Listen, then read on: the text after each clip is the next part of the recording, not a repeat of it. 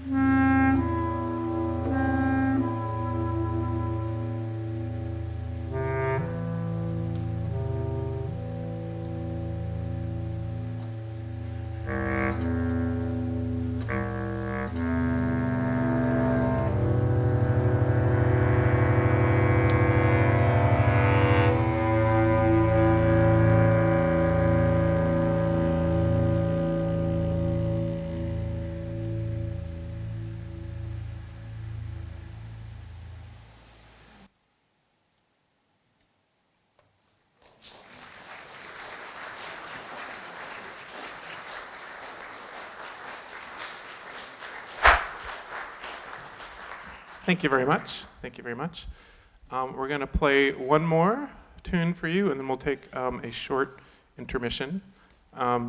Like any proper band, we do have merchandise for sale. There's a little table over that way, where we have T-shirts. We don't have any T-shirt models in the audience tonight, do we? No. Oh, we do. There we go. There's the T-shirt. That could be you. Yes. There's also a CD, including the last two we just played. The Purcell and Sometimes I Feel Like a Motherless Child are both on the CD. And then there are also stickers. I have a sticker on my music stand, but I'm not going to try to turn it. There's stickers. There's also tattoos. Temporary tattoos. Although if you want a permanent tattoo, we know a guy who, yeah. So I'll be over there. Whoa, gosh. I don't know what I'm doing wrong, but I'm sorry. I'll be over there at the break if you want to check any of that out. So we're going to play one more. This one, so we've played arrangements of chants and of choral pieces and of spirituals, and this next one is a string quartet by the American composer Marc, who's a master of writing very, very fun, catchy, broody little pieces. Yeah. So this is his string quartet number 3 called Prometheus, and this is the final movement of that. And his music lends itself extremely well to bass clarinet. I don't think you will miss the string quartet at all in this one. No offense to any string quartets out there.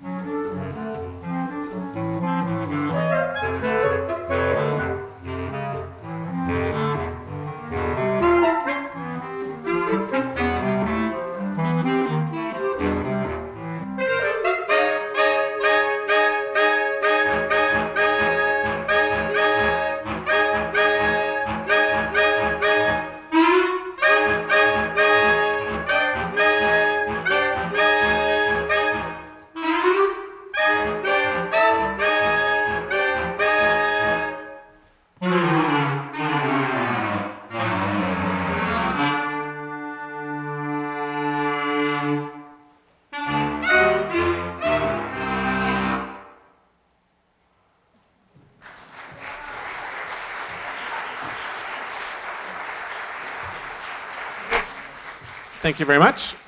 We ended the first half with a string quartet, and we started the second half with a string quartet. That one was arranged by Jake O'Connor, right there.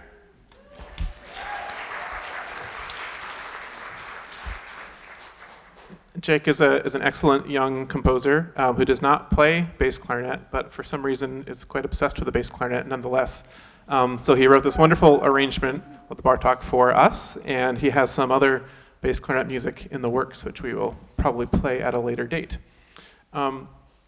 So in our continuing quest to render the string quartet extinct, we are now going to play the Samuel Barber Adagio for strings. This piece I'm sure many of you know. It's usually done for string orchestra, but it was originally written for a string quartet, so just 4 string players.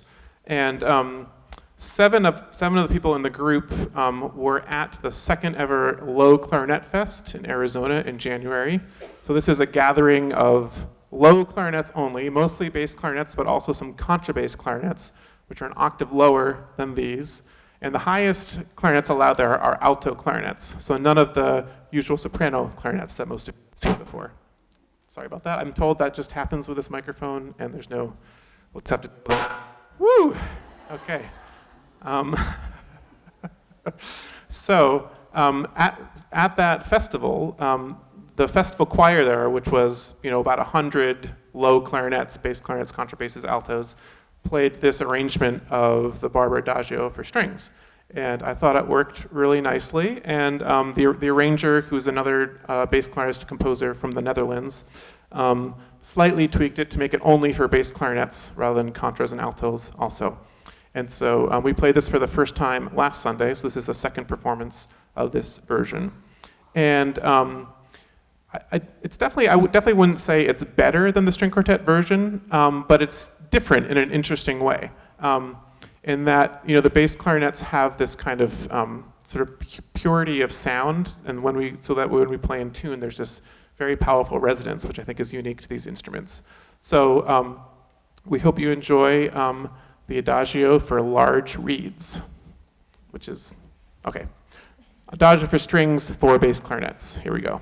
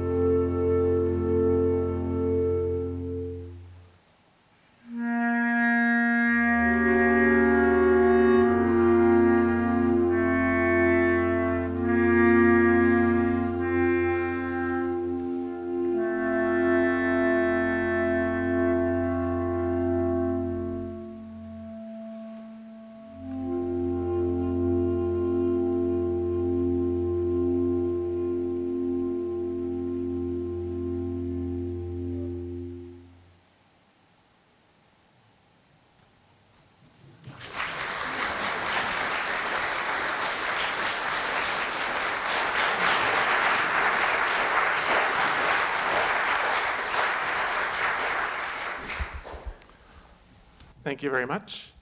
We're going to change the vibe a bit now. We're going to play a klezmer tune that I wrote originally for a klezmer band that I used to play with in San Francisco. So this tune is called Slow Loris. Does anybody know what a slow loris is? Can you hold this for a sec?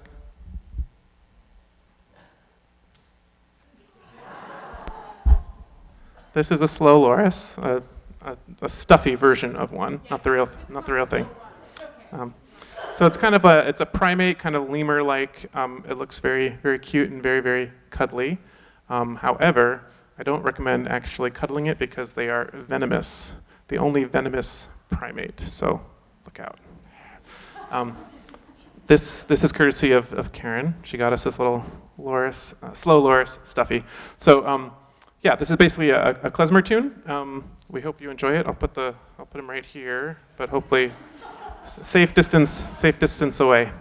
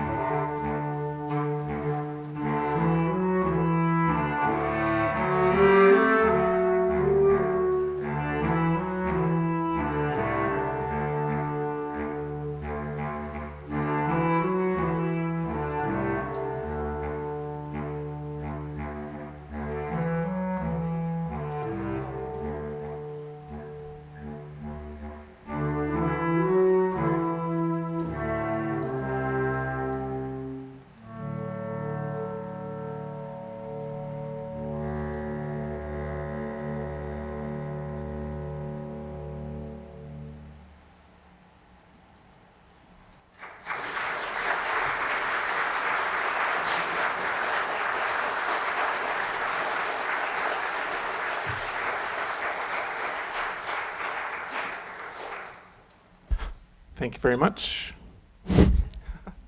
During the break, some of you were asking me some questions about this instrument. So I thought I'd talk a little bit about it. So this is a bass clarinet. You're probably more familiar with the soprano clarinet, which is the little one that you typically see in orchestras and bands and chamber music. And this is basically just a bigger version of that. So it sounds an octave lower than the soprano clarinet. We finger the notes the same way, although there's some extra low notes on here to go even lower. And the very earliest bass clarinets date from the late 18th century, but it didn't really start becoming common in orchestras until the late 19th century. Wagner's really the first composer to make kind of extensive use of the bass clarinet. There's some wonderful bass clarinet parts in Wagner's operas. And then in the 20th century, composers like Mahler, Shostakovich start having the bass clarinet pretty regularly in the orchestral pieces, although there's typically only one bass clarinet. The Rite of Spring has two, which is very unusual at the time. But the bass clarinet didn't really start coming into its own as a virtuoso instrument until the 1960s. There was a fantastic jazz musician named Eric Dolphy who played saxophone and flute and bass clarinet. He worked with John Coltrane and Charles Mingus and some of the great jazz musicians of the time. And he sort of got the bass clarinet to be as virtuosic as the saxophone was for jazz players. And then from him, classical players started noticing there's a Dutch man named Harry Sparnay who sort of came along and became kind of a pioneer of contemporary classical bass clarinet, and he commissioned hundreds and hundreds of pieces. And so now it's an instrument that's really kind of blossomed, and there's many fantastic bass clarinet soloists. There's several other bass clarinet ensembles. I'm part of a duo called Squonk for two bass clarinets, and for many years I played in a bass clarinet quartet called Edmund Wells, which did heavy metal music. So for me, forming a large bass clarinet ensemble was sort of the logical next step in my career after playing in a duo and a quartet. And now there's several other bass clarinet ensembles springing up. There's a wonderful group in Glendale, Arizona, connected to Glendale Community College, called Team Low Blow. They have about 30 to 40 low clarinets. It's a community group, so it's a mix of students and community members. There's a new group in New York called DeliciousBass, which is a bass clarinet ensemble. In early February, there was a bass clarinet festival in Iceland where they brought together a very impressive number of bass clarinetists, considering how small Iceland is, how small the population is. So it's an instrument that's really sort of come into its own recently, and we're very excited to get a part of that. And part of what makes the instrument so great is it has a huge range, both in terms of pitch, but also in terms of its timbral range, the different kinds of sounds it can make, as you've been hearing today. So the range goes all the way from a low B flat, which is the same as the bottom bassoon note, or right below the cello note. Do you want to demonstrate? That's our lowest note. And then for high notes, we can get all the way up. I can get all the way up to a super high G on a good day. Let's see.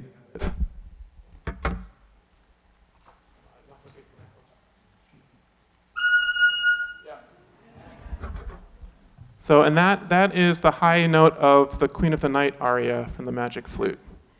So we can pretty much cover everything you would need covered. Yeah, exactly. So that's sort of a brief history of the bass clarinet. I'm happy to answer more questions after the show. Moving on, the next piece is one of my compositions is called "We Are Broken," and this is a pretty serious piece, and it's basically about the idea that all of us have brokenness inside of us, whether it's from lost loved ones or ended relationships or lost jobs or just life disappointments, or even just the bully in fourth grade who still kind of lingers inside us. And so much of our lives, I think, can be spent trying to kind of avoid what's broken in us or trying to compensate for it somehow. And And so the piece is kind of saying, what if instead of that we were able to kind of look within and see our own brokenness and also see that everyone else in the world is also broken in some way, and maybe through connection with each other, we can find some healing for that.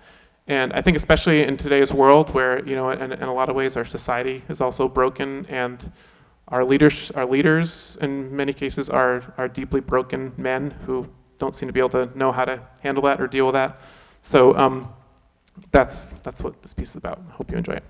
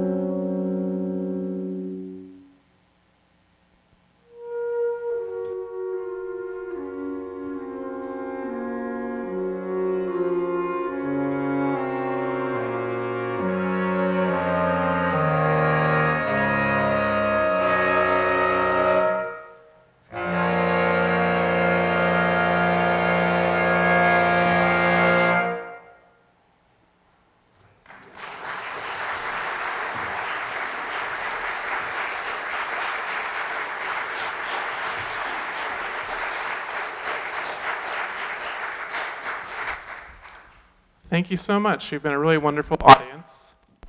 You have not been a wonderful microphone, but we're going to play one more for you, but before we do that, I just want to introduce you to the group. Everyone in this group is a professional clarinetist and bass clarinetist in the Boston area. A few of them even play saxophone as well.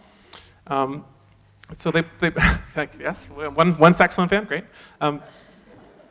So they play with various orchestras, chamber ensembles, new music groups around the area. They're all really fantastic players, and I just feel so privileged to get to work with all of them. In addition to being wonderful players, they're also just really lovely people. It's a really fun group to be a part of. Hopefully you can sense that. Because, as a bass clarinetist, usually you're the only one in the orchestra, right? It's very lonely. It's very, very lonely. So here, you can be with all of your bass clarinet friends, doing all of your bass clarinet things, comparing altissimo fingerings and ligatures and all the nerdy stuff that bass clarinetists like to do. So let me just briefly introduce everybody. We have Bennett Parsons. We have Todd Brunel. Monica Duncan.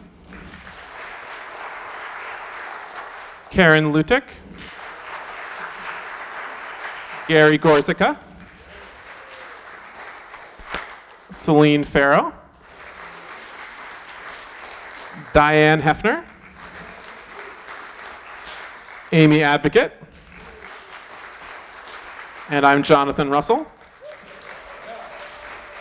Thank you. So as you attend other musical events in the Boston area, keep your eye out for these folks. We're everywhere. So we're going to play one more tune for you. This is called the Midway Blues. This is kind of a fun, upbeat number. We did a gig about a year and a half ago at the Midway, which is a rock club in Jamaica Plain. So I wrote this tune for that. So that's why it's called the Midway Blues. And sometimes if there ever a reality show made about us, which there obviously should be, this could maybe be the theme song for that show, has that sort of vibe to it.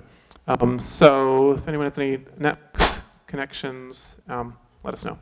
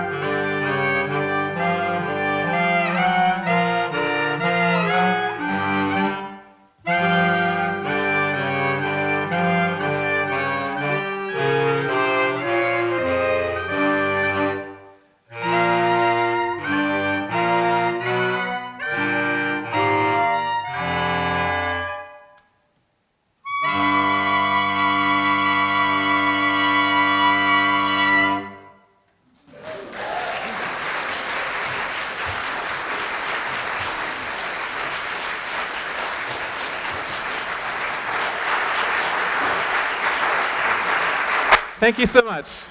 Thank you so much for coming. Thanks very much to Chris and First Parish of Stow and Acton for having us. Lovely play for you. We do have an encore, if you want to hear it. We have an encore, yes? All right. Some of you have heard this one before. This is Down by the Riverside. 5 of us came and played this at the Equinox concert September. And I've expanded this to 8 parts, and it's a little bit longer. And at that program, some of you all were literally dancing in the aisles. So no pressure, but if you want to, feel free. I will say we played this at another Unitarian church last Sunday, and they were not dancing. So see if you're cooler than the Newburyport Unitarians.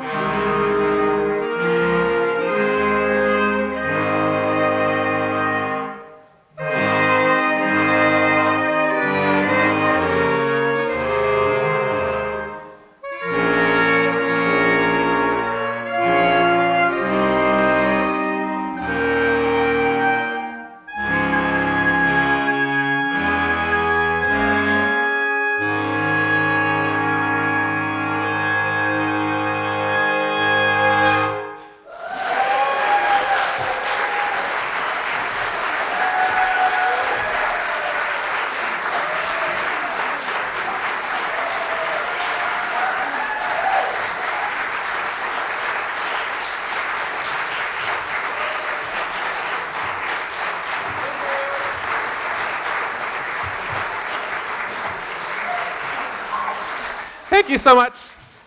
That's all we got, but there is still stuff for sale if you want. We also have an email list. You can sign up if you want to hear about future concerts. Thank you all so much for coming.